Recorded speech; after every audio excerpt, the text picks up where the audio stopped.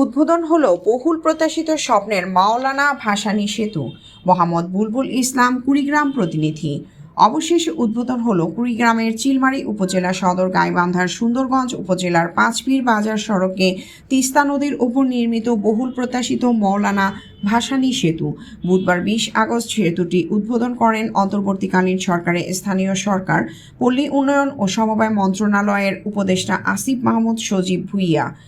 730 কোটি 85 লাখ টাকা ব্যয়ে নির্মিত 1490 মিটার দীর্ঘ এবং 9.60 মিটার প্রস্থের এই প্রি স্ট্রেসড কংক্রিট গার্ডার সেতুটির লেন সংখ্যা 2টি এবং মোট স্প্যান সংখ্যা 31টি।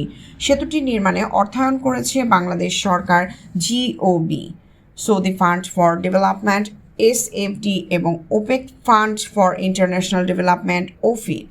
সেতুর উদ্বোধনের ফলে গাইবান্ধার সুন্দরগঞ্জ উপজেলার সঙ্গে কুড়িগ্রাম জেলার চিলমারী উপজেলার সরাসরি যোগাযোগের নতুন দিগন্ত উন্মোচিত হলো। স্বল্প সময় ও খরচে শিল্প ও কৃষিজাত পণ্য পরিবহন সহজ হবে। পাশাপাশি ছোট ও মাঝারি শিল্প কারখানা প্রতিষ্ঠার সুযোগ তৈরি হবে। স্থানীয়দের মতে এই সেতু ঘিরে এলাকায় শিক্ষা, কর্মসংস্থান ও সামগ্রিক আর্থসামাজিক উন্নয়নের সম্ভাবনা সৃষ্টি হয়েছে।